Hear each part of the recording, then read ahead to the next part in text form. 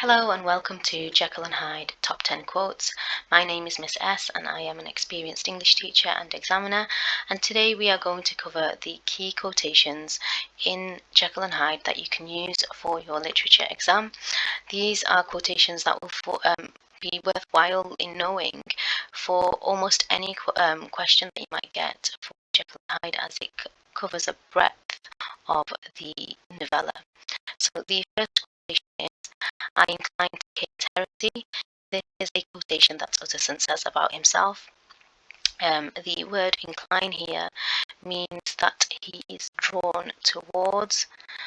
Cain is a character from a story from the Bible, where there's Abel and Cain.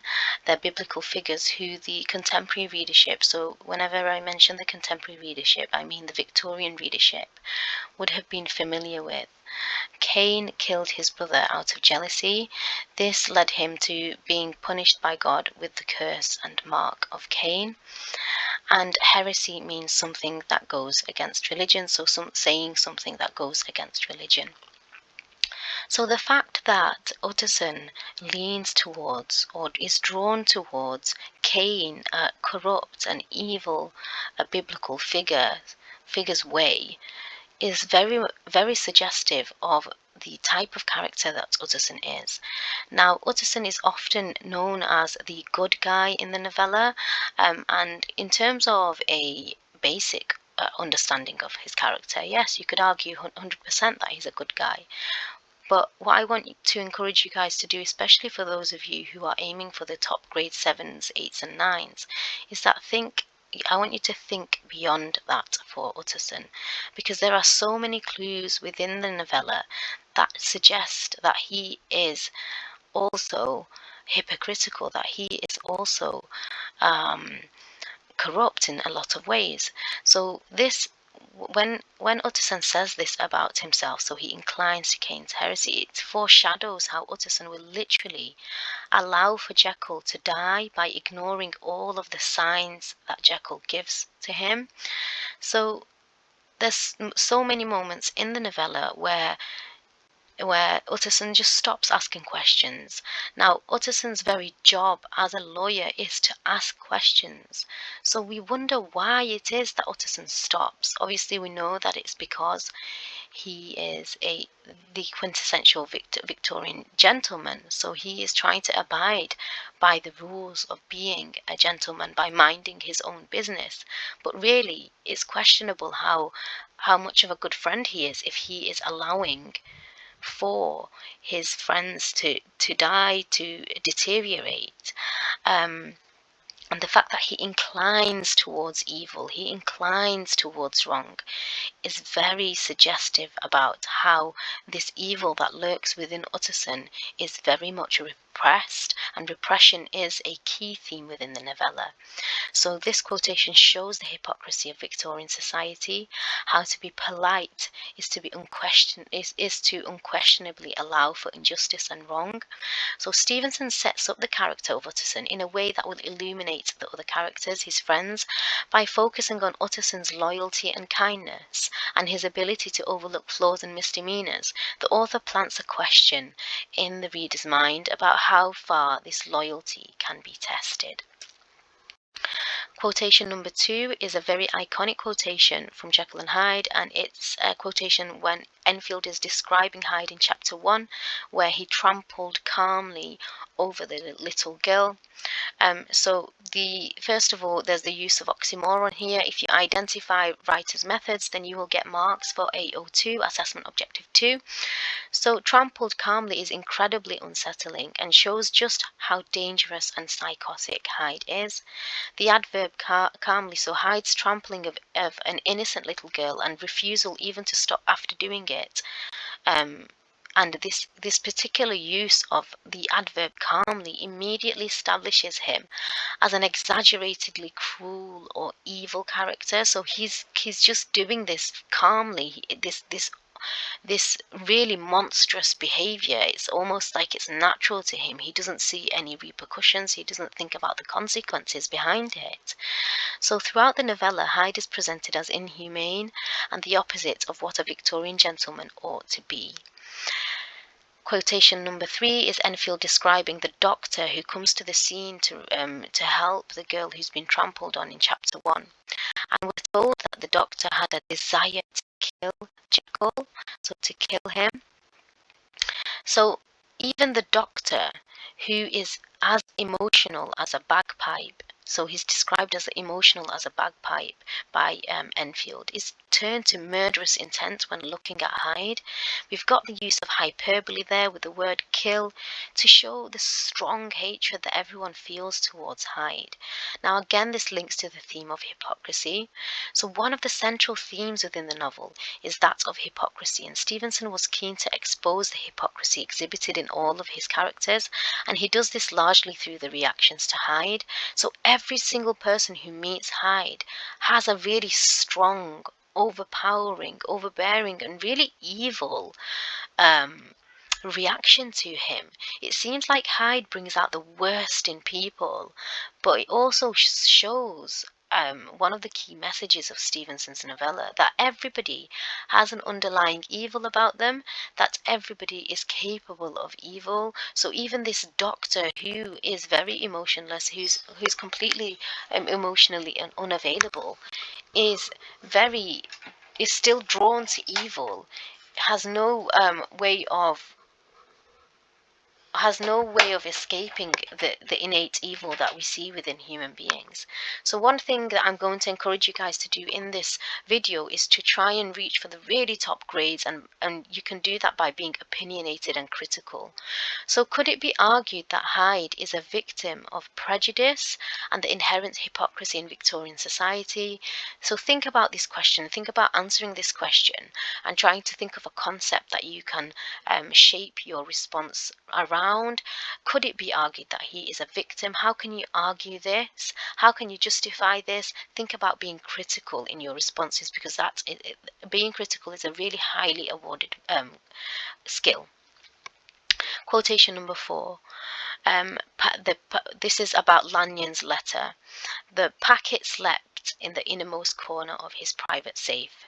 So we've got the personification of the letter here, which letters that Lanyon gives to Utterson or leaves for Utterson after he dies, make it seem like they're also characters that help to unravel the plot and events in the novella.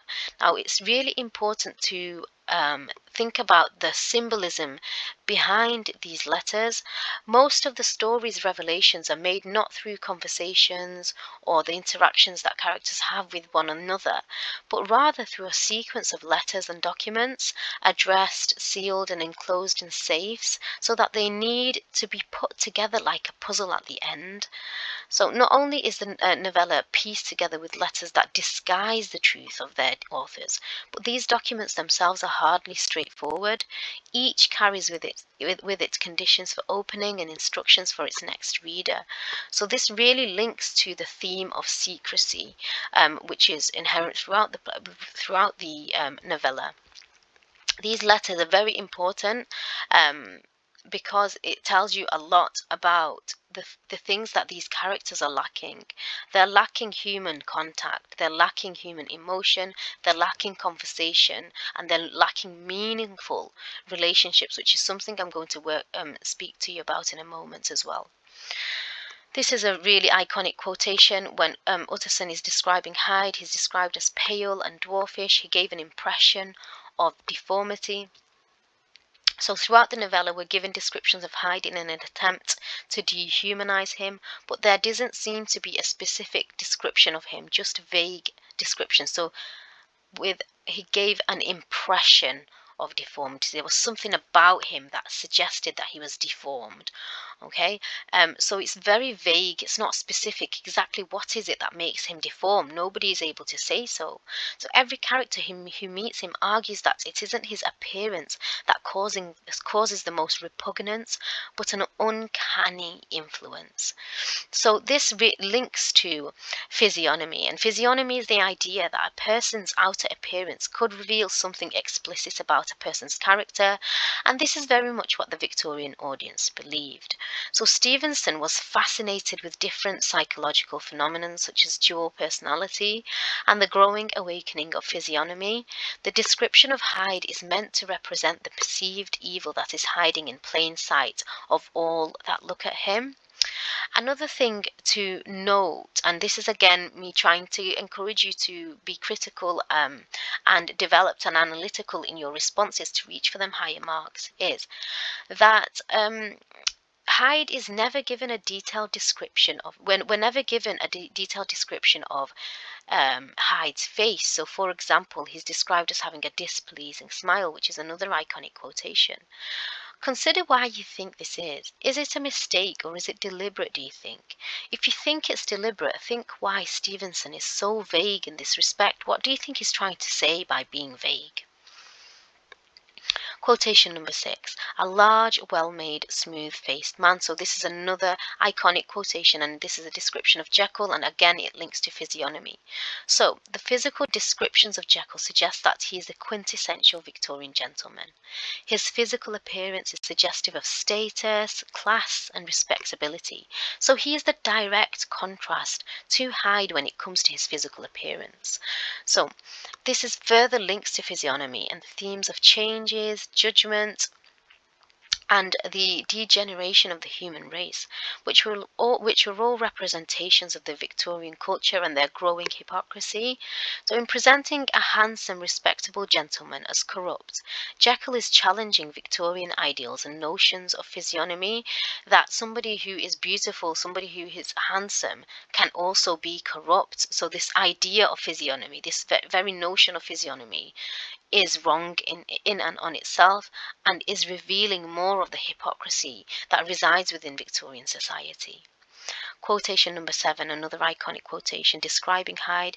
He's described as ape-like fury. As having ape-like fury.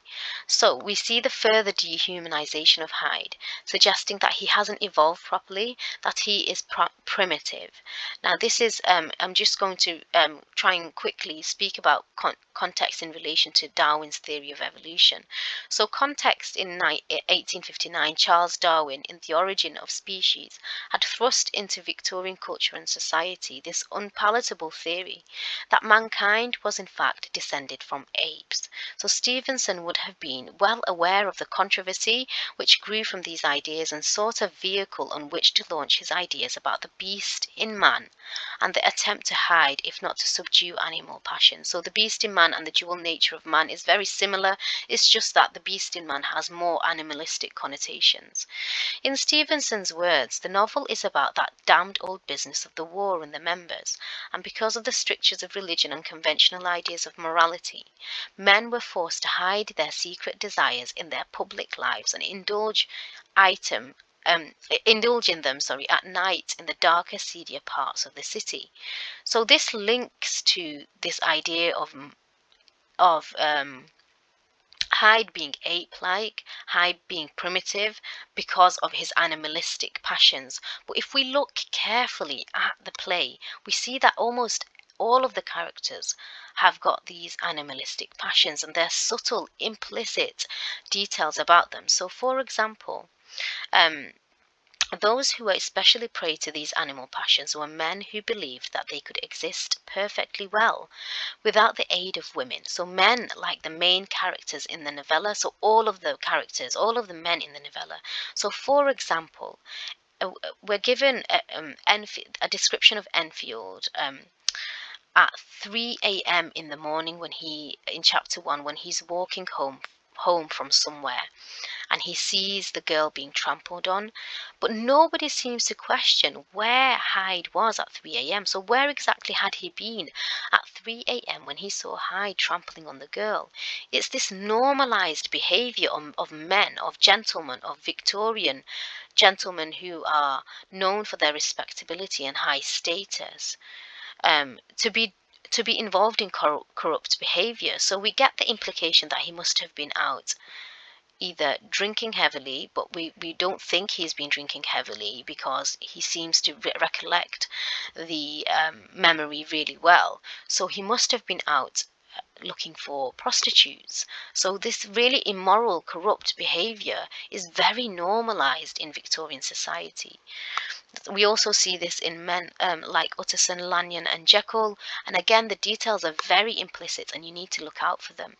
Notice also the repeated references and symbols to locked doors and cabinets and secret chambers, reinforcing the idea that the beast must not only be hidden, but must be imprisoned.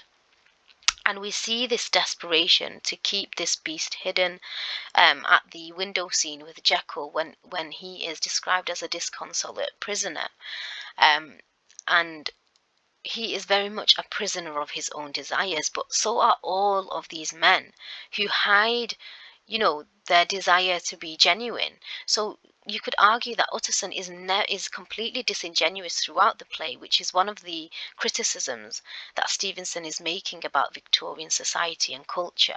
He never he never says what he truly thinks. I mean, he does with Poole towards the end of the novella, which says a lot about him and his views on Poole as well, and we'll discuss that in a later video. But he is always hiding his true emotions. We see Enfield and him towards the end of chapter 1 not saying anything, keeping things a secret, keeping things hushed and behind closed doors. We see when Lanyon tells Utterson about his fears about Jekyll, he doesn't question it. Again, why is it that he doesn't question it? Arguably it's because he's repressing his true desires to question it, because he's more interested in being respectable and honorable and noble and a Victorian gentleman than a good friend. Okay, quotation 8. Bones were audibly shattered. This is describing the murder of Sir Danvers Carew. So audibly shattered, you could hear the bones shatter from where the woman was watching it happen from above the wind at a window. She could hear the bones shatter. This is one of the most horrific and gruesome passages in the entire novella, and Stevenson doesn't spare the reader the gruesome details. This gruesome imagery would have been shocking to the Victorian reader, and it certainly manages to disturb us too. It also harks back to the image of the girl that was calmly trampled over by Hyde in chapter 1. So Hyde is again presented as inhumane and unjust. So we've got this really callous and another callous incident that Hyde was involved in, showing how heartless and cruel and vindictive Hyde is. Quotation number 9. So this is on the fog. Now this is just an overall view on the fog as a symbol and a motif throughout the play. So the fog links to themes such as secrecy, hypocrisy, and mystery. So we've got the recurring motif and symbol of foggy weather and strange light, which is a sign of the obscure and masked nature of the events that take place in the novella.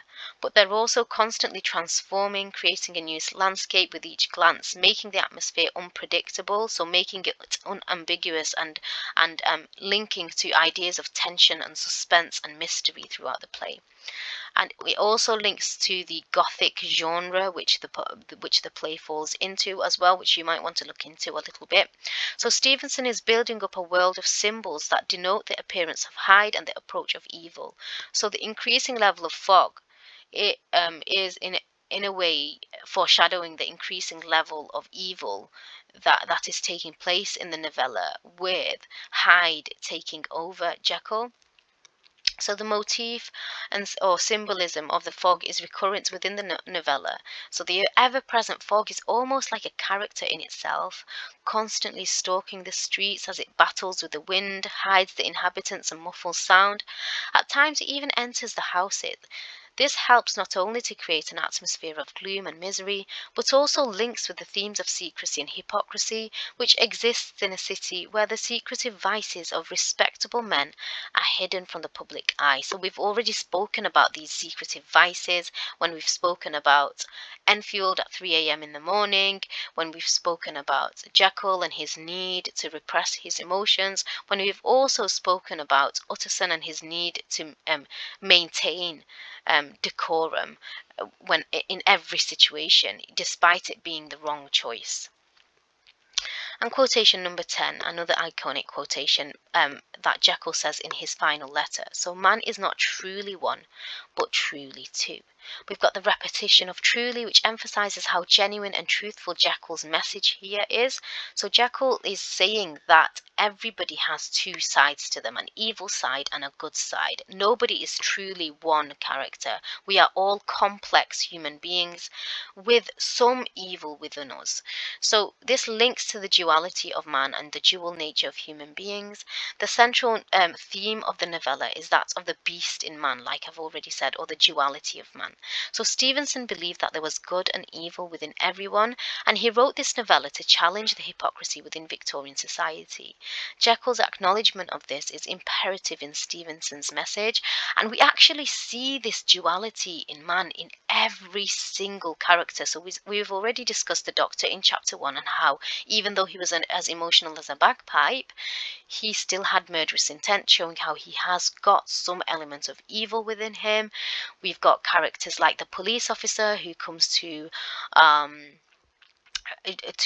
take the account of Sir Danvers Carew's murder, and how he also has an underlying evil within him because he is more interested in accelerating his career, and we see this evil ambitious nature within him, which again links to the duality of man. So looking at these really minor characters really helps you to illuminate, to justify, to support and elevate your responses about the duality of man. Okay, so I hope you found this video useful. If you're not sitting your exam this year, then you might be interested in our tutoring courses, where we speak about how to structure your essays and maximize your marks when it comes to using quotations like these throughout your essays. If you found this video useful, then please remember to comment, like and subscribe. Thank you so much for joining me today, and I will see you next time.